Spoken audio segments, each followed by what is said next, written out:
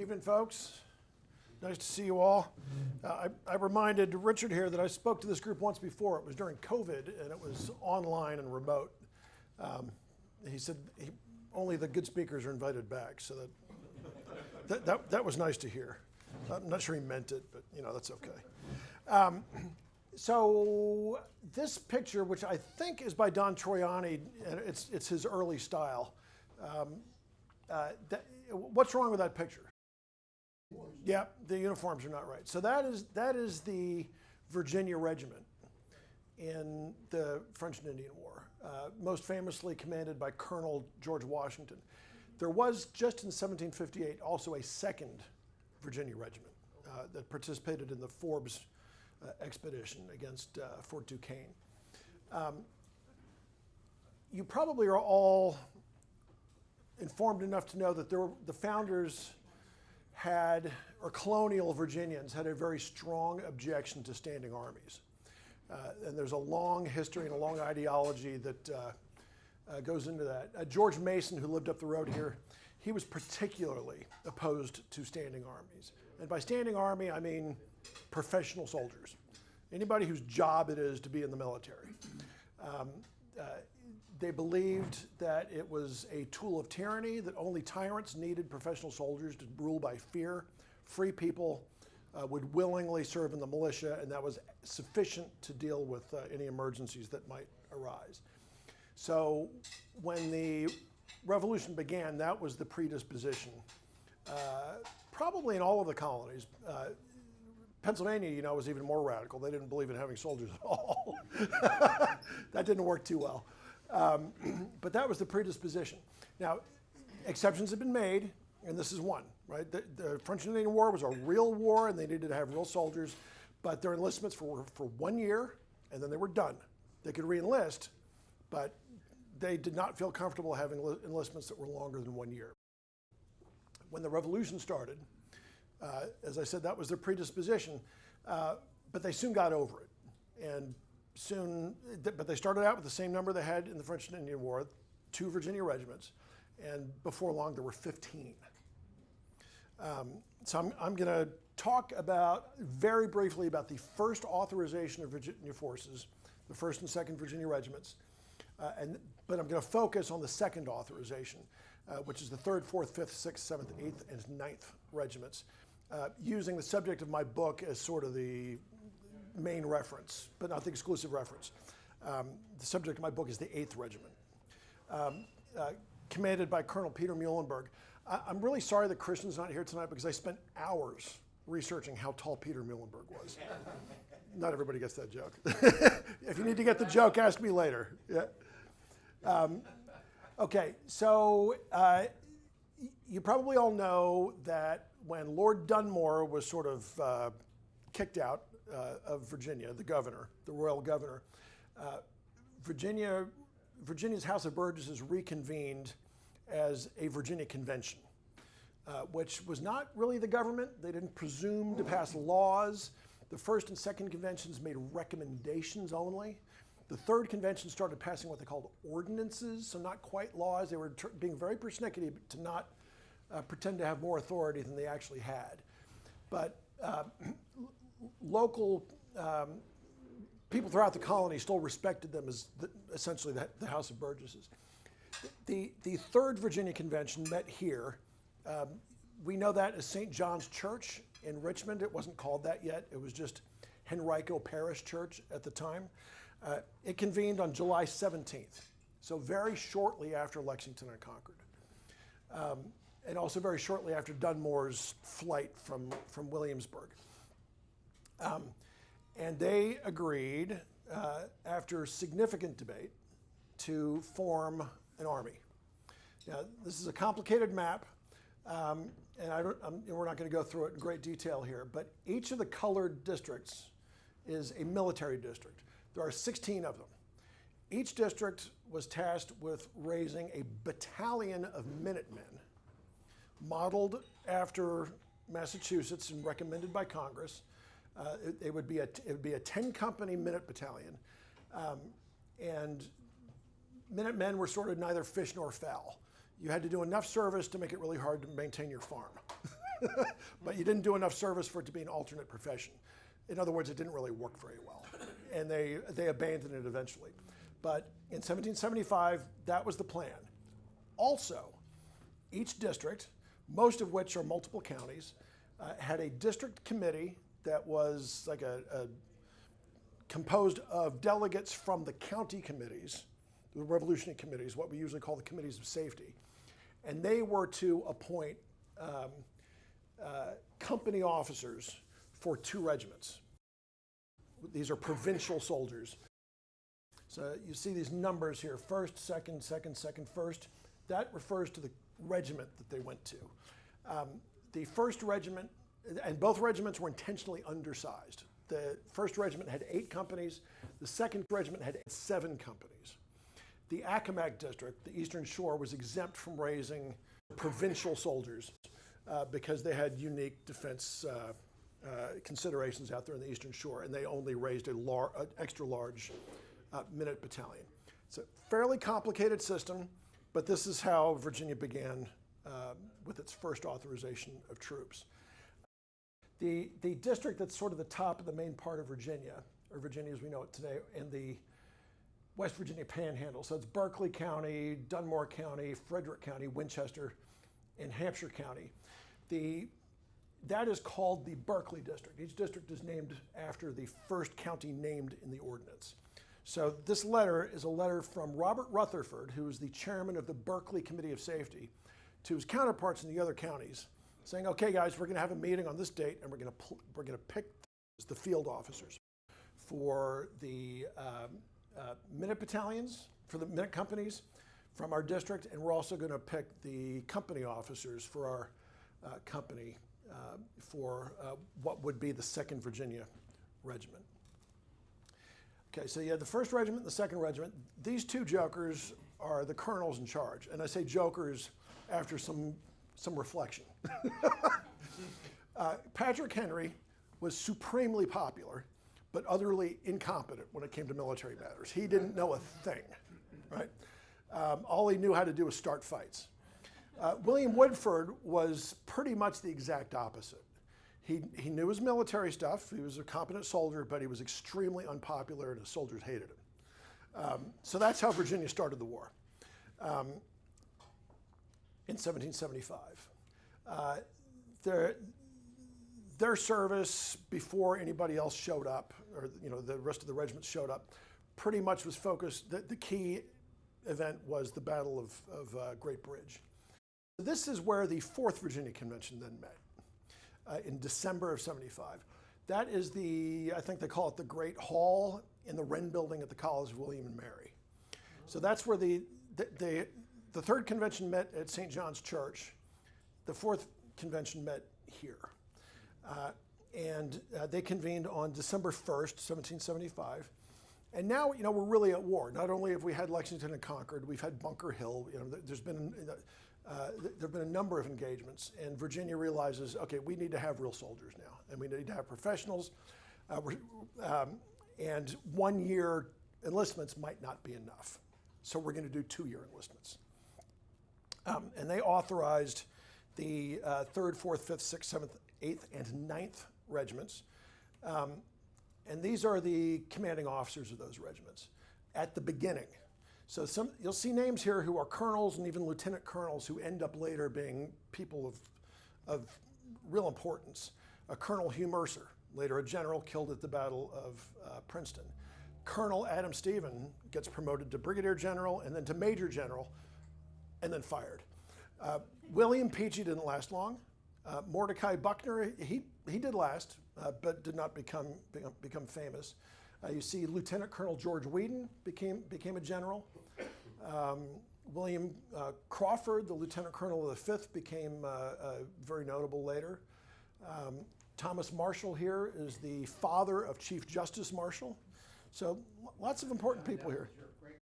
And here are the 7th, 8th, and 9th. William Dangerfield is another one who didn't last too long. Peter Muhlenberg was exactly 5'11". And the 9th Virginia was the Eastern Shore Regiment. It was smaller than the other regiments, and it was plussed up later and William Fleming died early too. There seems to have been a smallpox epidemic that nobody wanted to talk about out loud. There were a lot of people who died in service.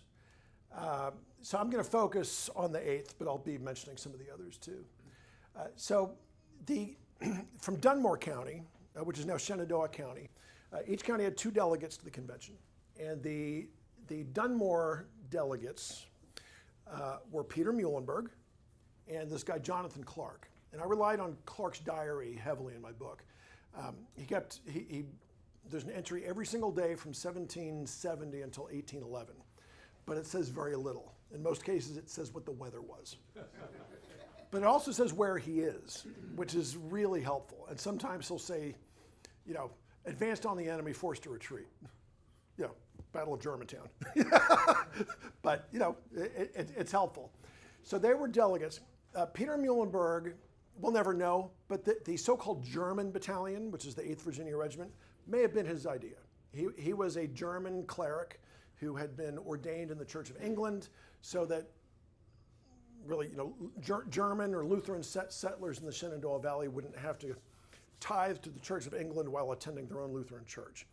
They blended them, and a German cleric became an Anglican rector. So he was a community leader up there and elected to the 3rd Virginia Convention. Jonathan Clark was the county clerk. It's about people of some note in the county. Muhlenberg was elected, and these are all elected offices, the field officers. Muhlenberg was elected colonel of the 8th Virginia Regiment, which instantly disqualified him from serving in the convention. So he headed home. Jonathan Clark gave him this letter to take home with him saying, hey, I'd really like to be a captain.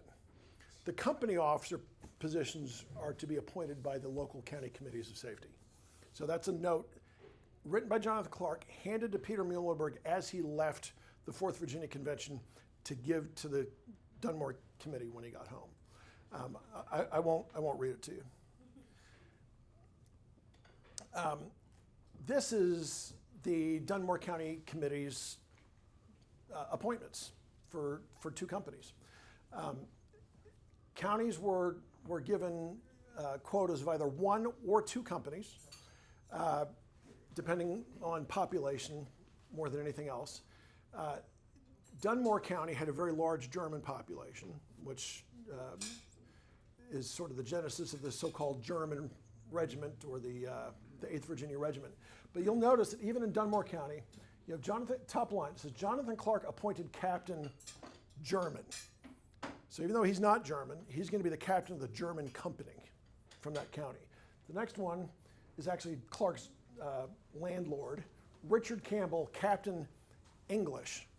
So this one county raises a German company and an English company, and I won't read the rest of the officers there. Way down in Fincastle County, which no longer exists, it is the southwest corner of Virginia, but also all of Kentucky. So it was a massive frontier county. They appointed Joseph Crockett, who had a very famous nephew, captain of one of their 2 companies, and James Knox, captain of the company that went to the 8th Virginia Regiment.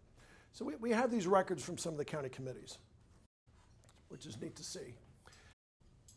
Company officers are appointed in 8 different counties for a total of 10 companies for the 8th Virginia Regiment, which we're using as the example here. This is a receipt signed by Thomas Rutherford for equipment. The soldiers were equipped really through cottage industry, donations, small manufacturing.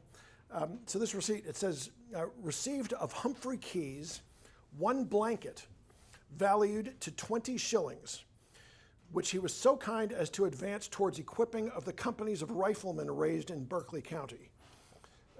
February 8th, 1776, received by order of the committee, signed Thomas Rutherford. So a blanket, like 1 blanket at a time.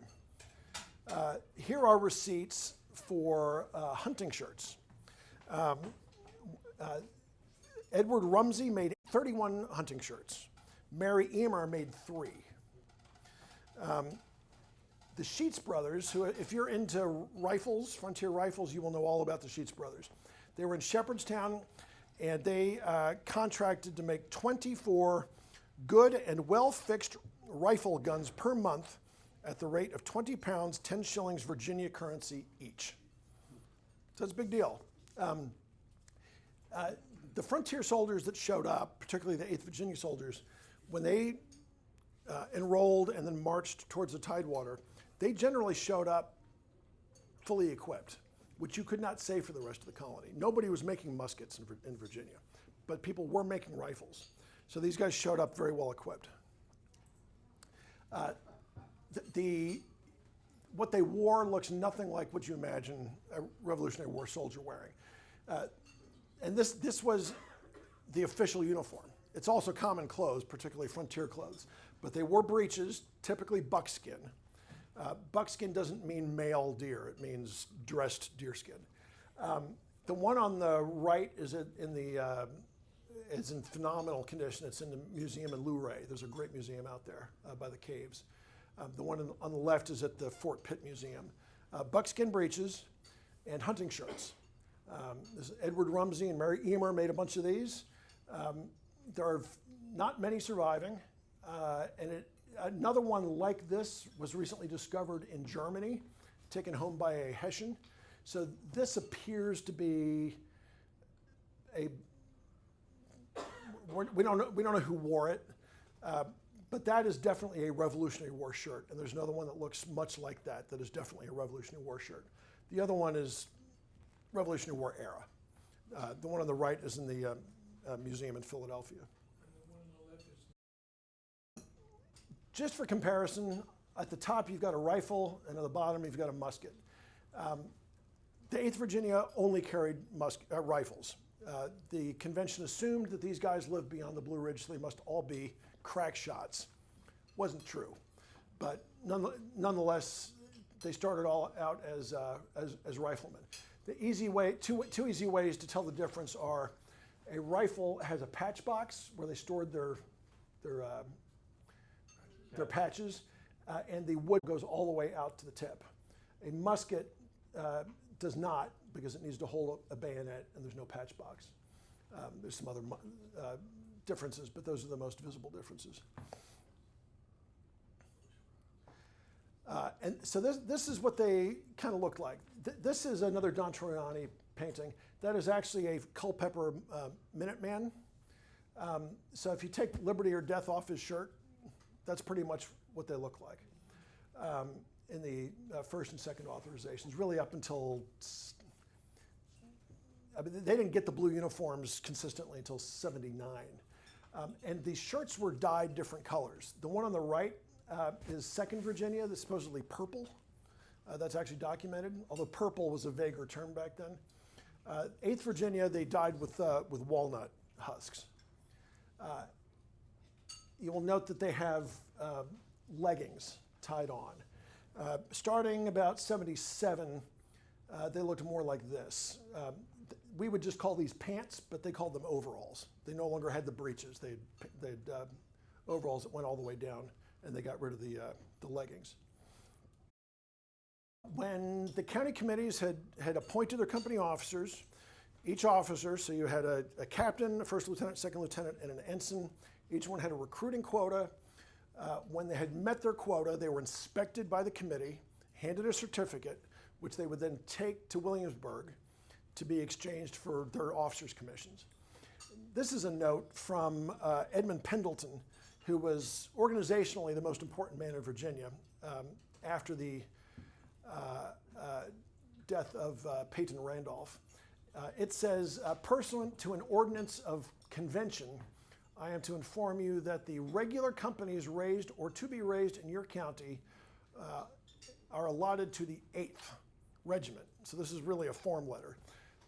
Stationed at Suffolk, to which place you'll please to direct the march of the said companies as soon as reviewed.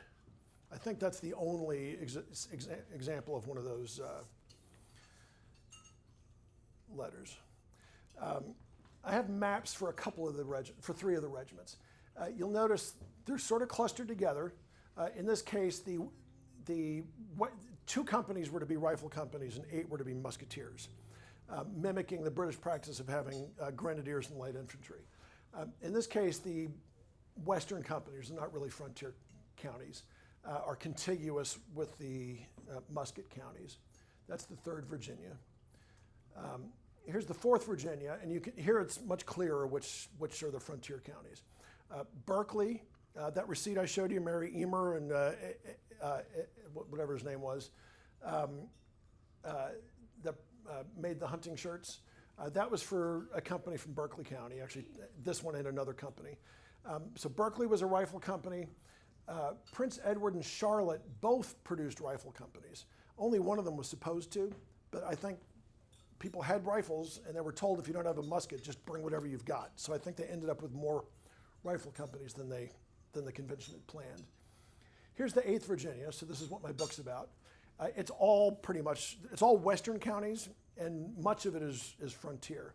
So the West Augusta District, technically part of Augusta County, but it's really sort of its own jurisdiction.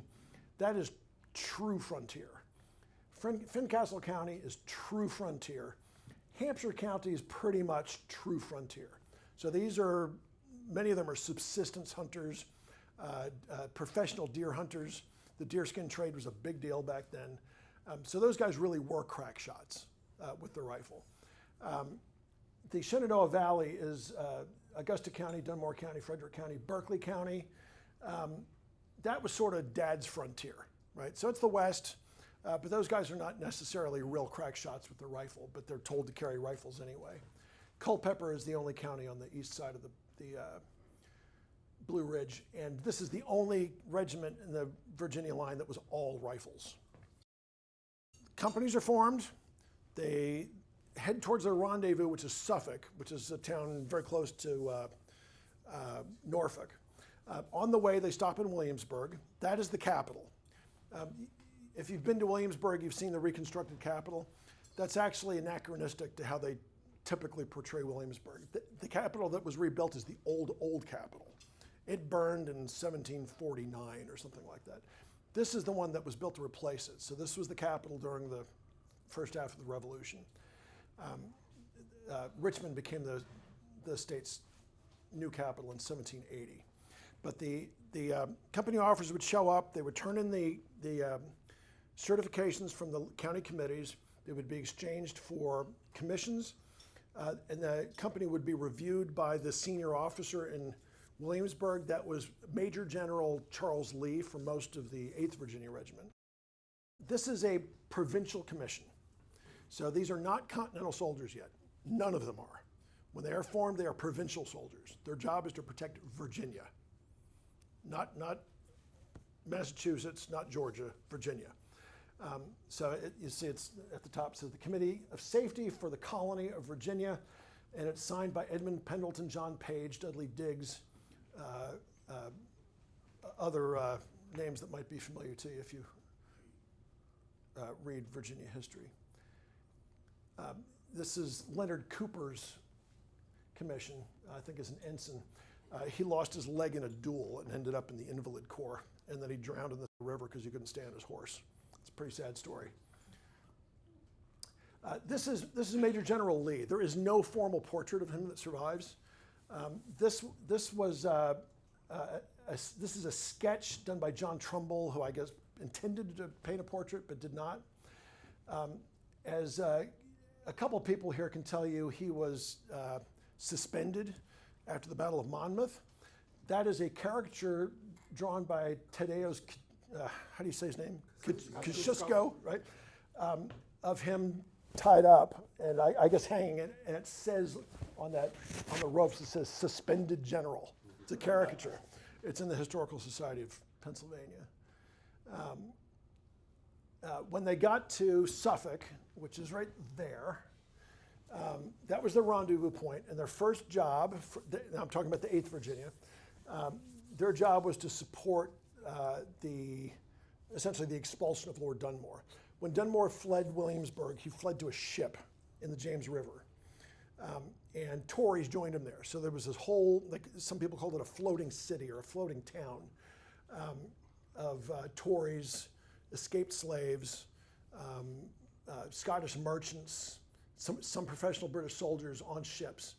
And they needed food, they needed water, they needed to bury their dead, so they were constantly raiding on the shore. And the 8th and some others were tasked with sort of keeping them trapped there. Between the Great Dismal Swamp and the Nansemond River, where Suffolk is, this is a real choke point. And the territory to the east of that was pretty loyal, lots of Tories. Out here, it was much more Whig. So this was a very important strategic point. And not to get into too much detail, but the Elizabeth River has 3 branches that could be controlled at Brickell's Ordinary, Great Bridge, and Kemp's Landing. So there were lots of operations there. Just before Dunmore finally fled, Charles Lee decided that they needed to go south because Admiral Peter Parker, no relation to Spider-Man, and Cornwallis and Clinton were headed to the Carolinas. Major General Lee is actually the commander of the Southern Department of the Continental Army. And he takes the 8th because it's the best equipped, they've all got their rifles, and they head south. A lot of the 8th Virginia guys are upset because they're not Continental soldiers. It's not their job to protect North Carolina or South Carolina. So they have a very serious desertion problem immediately. And they spend the rest of 1776 in the South, working with the North Carolina, South Carolina, and Georgia lines. I won't get into great detail, but this is sort of the path of their movements. It's a long way from Suffolk to Charleston. They were at the Battle of Charleston. Then Charles Lee decided that they needed to invade Florida, and he basically promised them plunder in exchange, which got him criticized because that's not why Whig soldiers fought. It was not for plunder. They never made it to Florida. In fact, most of them sat there in Sunbury, Georgia, very, very, very sick with malaria. And William Moultrie said that they buried 15 men a day. So it was an awful year.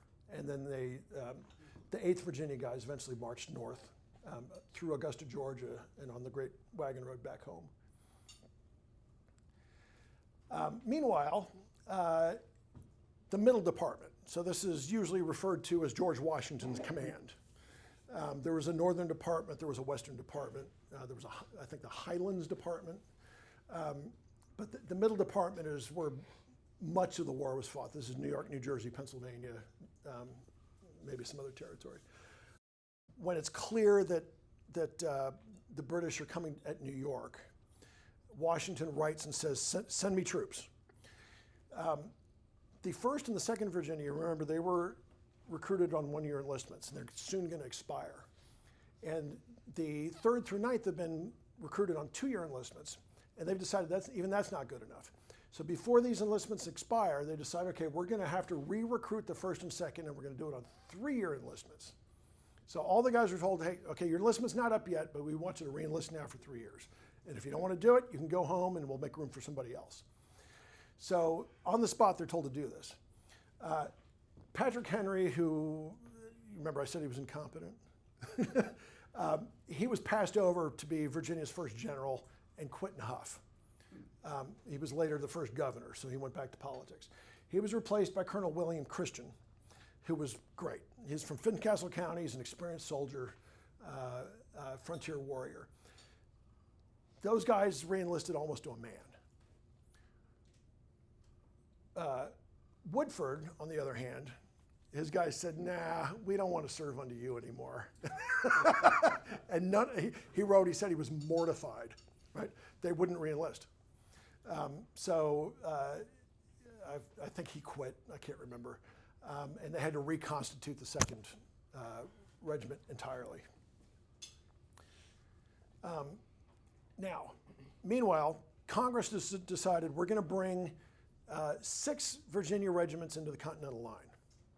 And the way they've written it, it's clear that they say sort of which ones.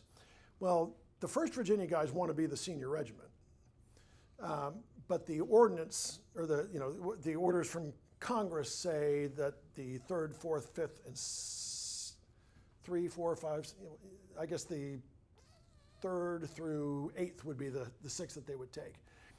Remember, the 8th is in Georgia somewhere, right? So they don't get to litigate this.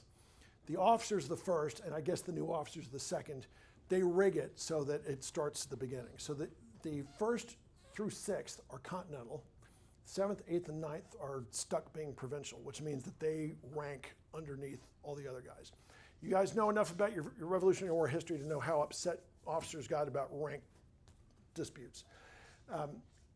Peter Muhlenberg down south is writing very stern letters to Charles Lee saying, you need to fix this. A, we've been taken out of the colonies. We're all obviously already Continentals. So that became a big issue. And it was resolved by Congress, but it was a huge issue at this point. And here is a Continental Commission signed by John Hancock. This is from Matthias Height from Dunmore County. He was cashiered after Germantown, basically for being a coward. But we have his commission, so I wanted you to see it. The 8th is in the south. Because the 2nd's not ready to go, the 3rd goes immediately north. And then the 1st follows shortly after. So the 3rd gets north soon enough to be at Harlem Heights. The 1st gets there in time to be at White Plains. The 2nd is left in Virginia to reconstitute. The 7th and the 9th don't go north for some time. The 1st and 3rd are attached to Lord Stirling's brigade. They are under him at White Plains and Trenton, along with the Delaware Regiment and the Pennsylvania State Rifles. And then Adam Stephen, who has been promoted to general, he now has his own brigade and brings up the 4th, 5th, and 6th Virginia regiments. They join sometime after White Plains and are at Trenton. I'm not going to tell the whole story about Trenton and Assunpink Creek and Princeton. What I will say is that the service was extremely hard.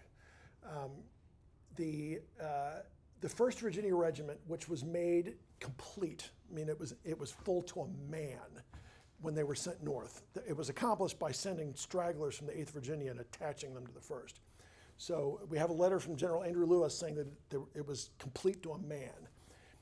By the time of Princeton, there are 21 guys on their feet, enlisted guys. Now, when it was full, there were 680 enlisted guys, not counting sergeants.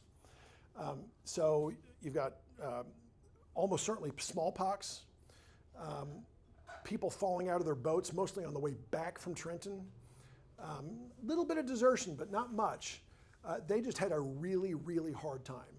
They were getting frostbite sitting on the banks of the Delaware before Trenton, probably also after Trenton. It was a really hard year, and it's not that well documented. I will say that some of the riflemen from the 1st and also my 8th Virginia Regiment, probably maybe also the 3rd Regiment, they played a role that isn't very well recognized. I talk about it in my book some.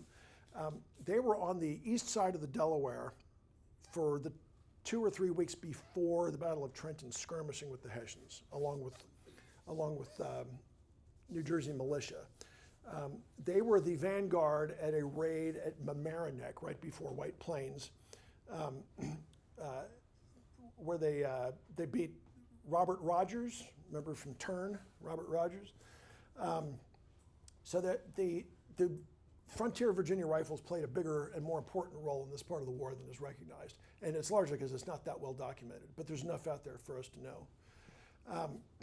So you all know the story of Trenton and Princeton. I won't tell that. What I will say is that afterward, they trudge up to Morristown for the winter encampment.